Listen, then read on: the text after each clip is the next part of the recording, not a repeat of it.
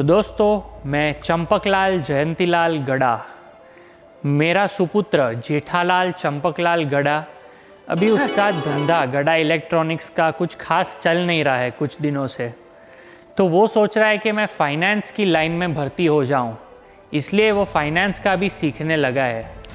वो सीखते सीखते उसको कई सारे क्वेश्चंस आए हैं। तो मैंने सोचा जेठिया क्यों ना हम वीडियो ही बना दे एक, तो पूरे समाज को बेनिफिट होगा इससे। तो जेठिया ने बोला वो भी सही है बापूजी। तो आज हम वीडियो बनाने वाले हैं इस टॉपिक पे, impact of Russia Ukraine war on various asset classes. अभी समझो दोस्तों, 4 टाइप्स के एसेट क्लासेस होते हैं मेजरली: स्टॉक्स, बॉन्ड्स, कमोडिटीज़ और करेंसी। ये चारों एसेट क्लासेस पे रशिया यूक्रेन वॉर की वजह से क्या असर हुआ है वो आज के वीडियो में हम डिस्कस करने वाले हैं। तो जेठिया मुझे क्वेश्चंस पूछेगा, मैं उसका आंसर्स दूंगा। आई होप आप सबको मज़ा आएगा ये वीडियो देखने में, जितना मज़ा हम लोग को ये वीडियो बनाने में आया है। जैसे बापूजी आपने सबके सामने मेरी पोल खोली दी कि मेरा गड़ा इलेक्ट्रॉनिक्स का धंधा चल नहीं रहा है और मुझे फाइनेंस का सीखना है, तो इस बारे में मुझे कई सवाल थे जो आपसे करने थे। तो पहला सवाल ये है बापूजी कि स्टॉक मार्केट क्यों गिर रहे हैं? ये सब जो टेंशन हो रहा है रशिया और यूक्रेन का, उसकी वजह से स्टॉक्स का क्या लेना देना, वो क्यों गिर रहे हैं? देख जेठिया, सबसे पहले तो लड़ाई झगड़ा करके किसका भला हुआ नहीं है। अभी तूने पूछा ही है तो मैं बता देता हूँ। क्या होता है कि ऐसे कोई वॉर का टाइम आता है या कोई भी टेंशन्स चलते हैं दुनिया में, तो स्टॉक ऐसा एसेट क्लास है जो सबसे पहले उसको असर होता है जी। तो अभी इस केस में कैसा सोच होता है इन्वेस्टर्स का, ये तू समझ जी। इन्वेस्टर्स क्या सोच रहे थे कि अभी रशिया यूक्रेन का वॉर हुआ है जी, उसके वजह से वर्ल्ड वॉर 3 होने का भी चांस है। बहुत आगे की सोचने लगते हैं जी बापूजी। इसके वजह से वो लोग ने बेचना शुरू किया स्टॉक मार्केट में, जिसके कारण मंदी आ गई स्टॉक मार्केट में।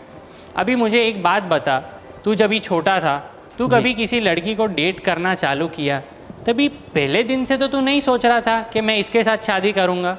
मतलब मेरा कहने का मतलब है कि इतनी आगे का तो तू नहीं सोच रहा था। तो ये इन्वेस्टर्स आगे का बहुत सोचते हैं। अभी तुझे कोरोना वायरस का मैं एग्जांपल दूँ, तभी भी मार्केट गिरी थी। अभी क्या कारण? सेम रीज़न के वजह से इन्वेस्टर्स ने आगे का सोचना चालू कर दिया कि कोरोना वायरस के कारण बहुत सारी मौत हो रही है, तो क्या आगे दुनिया में कोई रहेगा कि नहीं रहेगा। तो इसके वजह से सब बेचना चालू कर दिया स्टॉक मार्केट में और मंदी आ गई। फिर जैसे जैसे न्यूज़ आया कि कोरोना अभी थोड़ा कम हो गया है, तो अगेन फ्यूचर का सोच के वो लोग बाय करने लगे स्टॉक मार्केट में, एंड वापस मार्केट में तेजी आने लगी। जोर जोर से बोल के लोगों को स्कीमें बता दे। तो कभी भी जेठिया एक बात याद रखना कि स्टॉक मार्केट का जो परफॉर्मेंस होता है वो फ्यूचर के एक्सपेक्टेशंस के ऊपर होता है, ना कि अभी जो करंटली चल रहा है।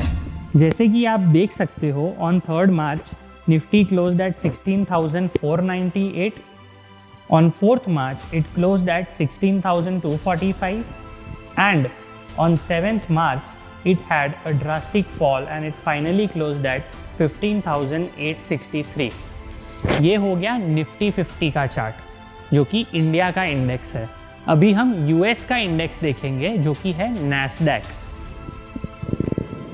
On 3rd March it closed eight 13,537, 4th March it closed eight 13,313 and finally on 7th March it closed at 12,830। मतलब ये मैंने 2 चार्ट्स आपको दिखाए, निफ्टी 50 का एंड नैस्डैक का। आप कोई भी चार्ट उठा लो, कोई भी कंट्री के इंडेक्स का, आपको सिमिलर पैटर्न दिखेगा अराउंड 3rd मार्च से लेके 10th मार्च के आसपास तक, because during that time the tensions were the highest. Bapuji, thank you Bapuji. अभी मेरा दूसरा सवाल है कि मैं पढ़ते आ रहा हूँ बॉन्ड का यील्ड कम हो रहा है ड्यू टू सच टेंशंस। क्या आप मुझे समझा सकते हो कि बॉन्ड यील्ड्स क्यों कम हो रहा है? देखो, मैं समझता हूँ बॉन्ड यील्ड्स मतलब the return demanded by an investor. तो सपोज 2% यील्ड है कोई बॉन्ड का, तो इन्वेस्टर वो बॉन्ड में इन्वेस्ट करने से 2% एक्सपेक्टेशन रखता है रिटर्न कमाने का, बट वो गिर क्यों रहा है बॉन्ड यील्ड्स, वो मेरा सवाल है। देख जेठिया, अभी बॉन्ड्स के केस में कैसा होता है, इन्वेस्टर्स स्टॉक मार्केट से तो इन्वेस्टमेंट्स निकाल लेते हैं अपने, मेजॉरिटी ऑफ द पैसा जाता है बॉन्ड मार्केट्स में, यूएस गवर्नमेंट बॉन्ड हो गया, यूरोप के गवर्नमेंट बॉन्ड्स में, मतलब जो भी डेवलप्ड कंट्रीज़ है उनके बॉन्ड्स में, गवर्नमेंट बॉन्ड्स में पैसा इन्वेस्ट करते हैं इन्वेस्टर्स। वो बॉन्ड्स को हम लोग सेफ हेवन एसेट्स भी बोलते हैं। तो अभी तू मुझे बता जेठिया, अगर बॉन्ड्स में इन्वेस्ट करेंगे इन्वेस्टर्स तो बॉन्ड का भाव बढ़ेगा या घटेगा? प्राइसेस बढ़ेगा, बरोबर है। so smart. जाहिर सी बात है बॉन्ड का प्राइस बढ़ेगा। अभी तू याद कर, तुझे फर्स्ट लेक्चर में मैंने सिखाया था फिक्स्ड इनकम के कि bond prices and yields have an inverse relation, मतलब जब भी बॉन्ड का प्राइस बढ़ेगा तभी बॉन्ड यील्ड गिरेगा, एंड जब भी बॉन्ड यील्ड बढ़ जाएगा तो बॉन्ड का प्राइस गिर जाएगा, उल्टा रिलेशन होता है। मैंने ये भी बोला था तुझे लेक्चर में कि इसका लॉजिक तुझे introduction to fixed income valuation के चैप्टर में मैं समझाऊंगा। तो इसलिए जैसे कि बॉन्ड प्राइजेस बढ़ रहे हैं अभी due to demand for those bonds, इसलिए बॉन्ड यील्ड्स कम हो रहे हैं। अब समझ में आ रहा है तुझे? देख, एक चीज़ कभी भी याद रख जेठिया कि कोई भी एसेट क्लास हो, स्टॉक हो, बॉन्ड हो, कमोडिटी हो, हर एक एसेट क्लास का प्राइस डिमांड एंड सप्लाई पे डिटरमाइन होता है। अगर डिमांड ज़्यादा होगा वो एसेट का तो प्राइस बढ़ जाएगा, डिमांड नहीं होगा तो प्राइस कम हो जाएगा। वैसे ही वो एसेट का अगर सप्लाई ज़्यादा रहेगा तो प्राइस कम हो जाएगा, सप्लाई कम रहेगा तो प्राइस बढ़ जाएगा। ये तू कॉन्सेप्ट दिमाग में रख के चल तो तेरा आगे का बहुत ही क्लियर होते जाएगा सब। ओके, सो बॉन्ड प्राइजेस बढ़ने की वजह से यील्ड्स गिर रहे हैं, बराबर। एंड बॉन्ड प्राइसेस तभी ही बढ़ेंगे जब भी इन्वेस्टर्स बाकी सब जगह से पैसे निकाल के बॉन्ड्स में डालने लगेंगे, और वो तभी होगा जब भी ऐसे कोई वॉर लाइक सिचुएशन होगा। बापू जी, अभी मैं बबीता जी के सामने शो ऑफ कर सकता हूँ बापू जी। ये बबूचा क्या बोला? ओ sorry Bapu ji.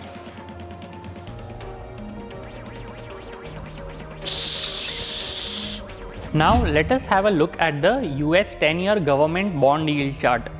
So, at a time when the stock prices were falling, the yields were also falling because of rise in bond prices. On 3rd March, the yields closed at 1.84. On 4th March, they closed at 1.74. So, a fall of 10 basis points in a single day. And on 6th March, they closed at 1.68. So, you see, what I have been telling you is reflecting in the charts. बापूजी, आपसे तीसरा सवाल ये है कि commodity क्या होता है and ऐसे टाइम पे कमोडिटी के प्राइसेस क्यों बढ़ रहे हैं? देख बाबूचक, पहले तो समझ कमोडिटीज़ मतलब क्या। कमोडिटीज़ मतलब कोई भी ऐसी चीज़ जो एग्रीकल्चरल यूज़ की हो या फिर जिस चीज़ का इकोनॉमिक वैल्यू हो। अभी एग्रीकल्चरल यूज़ की हो ऐसी कौन सी चीज़ है? वीट हो गई, राइस हो गई, तूर, जवार, बाजरी, ये सब हम इसको कमोडिटीज़ बोलते हैं।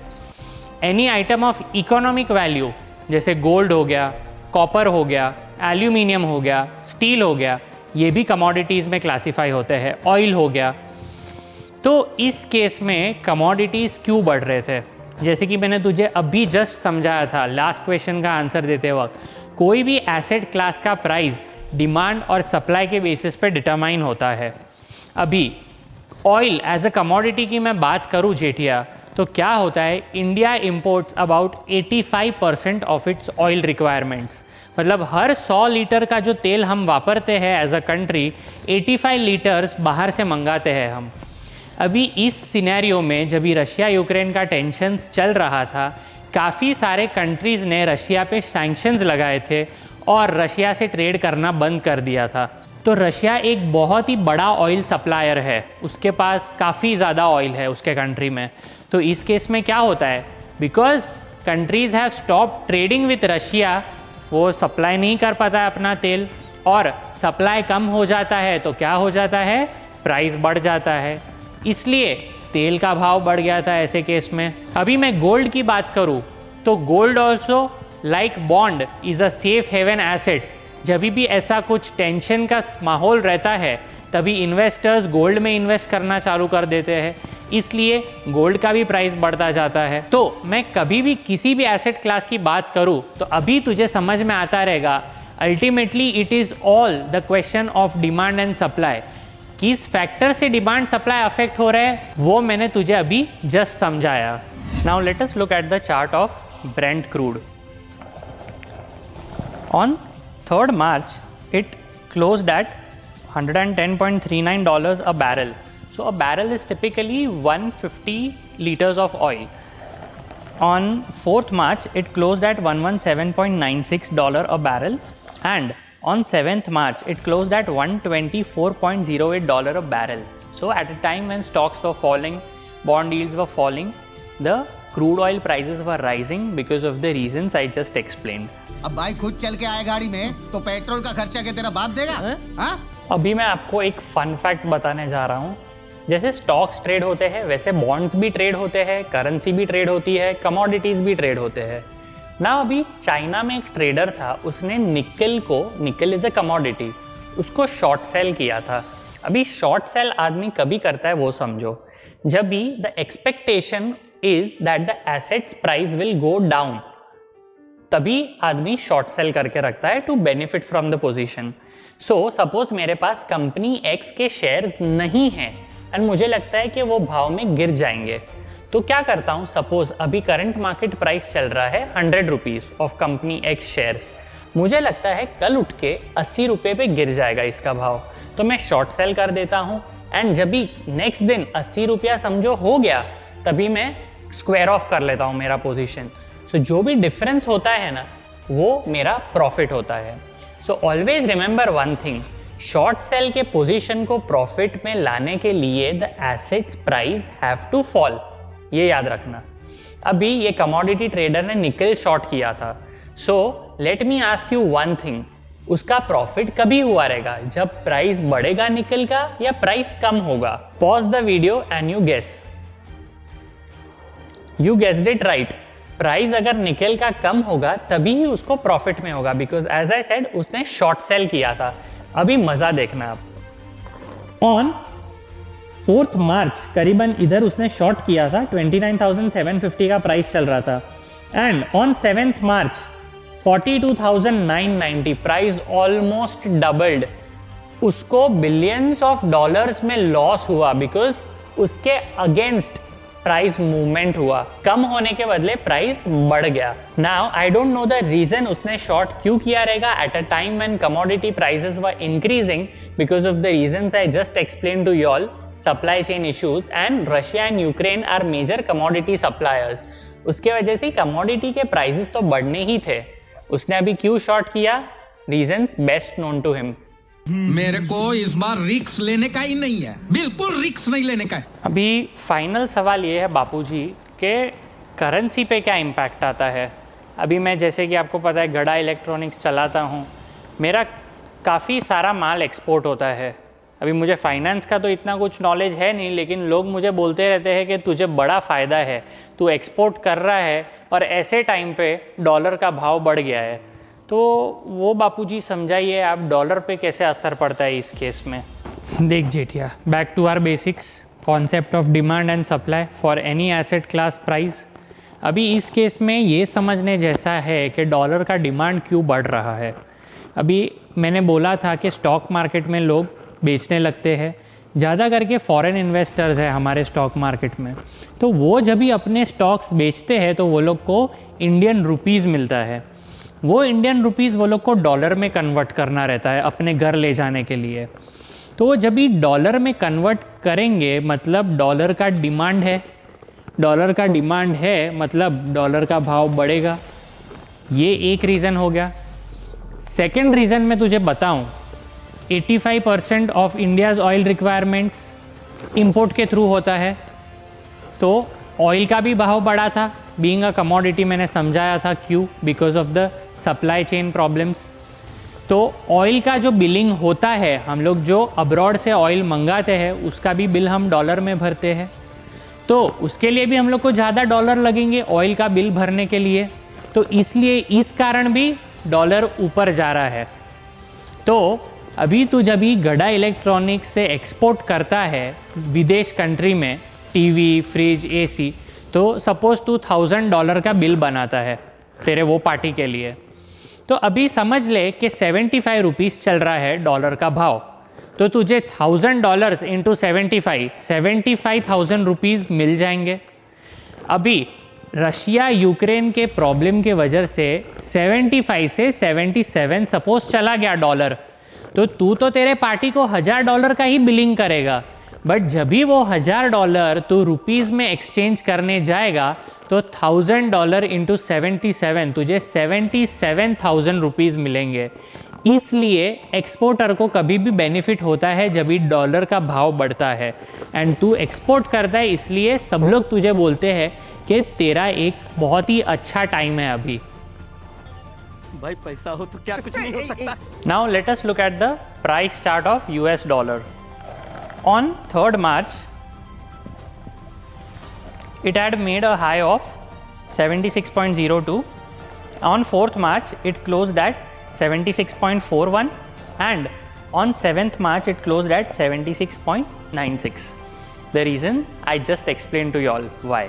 थैंक यू बापूजी, आज आपसे इतना कुछ सीखने मिला है, मैं बोल नहीं सकता हूँ। और अभी तो मुझे ऐसा लग रहा है बापूजी के टप्पू को तो फाइनेंस में ही डालना चाहिए, क्या बोलते हो आप? ज़रूर, मेरे टप्पूड़े को तो मैं फाइनेंस ही कराऊंगा। और सुन बाबूचक, तेरे दोस्तों को भी बोलना CFA के लिए मेरे पास ज्वाइन करे JK शाह क्लासेस में। मैं क्लासेस में ऐसे कहीं ज़्यादा नॉलेज देता रहता हूँ अपार्ट फ्रॉम बुकिश नॉलेज। तो बच्चों और बड़ों, आई होप आप सब लोग को मज़ा आया रहेगा वीडियो देखने में और कुछ नया सीखने मिला होगा। मैं अक्सर ऐसे मेरे क्लासेस में एक्स्ट्रा नॉलेज देते रहता हूँ मार्केट रिलेटेड, अपार्ट फ्रॉम जो बुक्स में लिखा है। तो if you want to appear for your CFA exams and are looking for CFA coaching classes, you can contact us on the given number, and the batches have already started. Thank you so much for watching the video. Do subscribe to our channel. I will promise to bring more such interesting videos in the times to come. Thank you.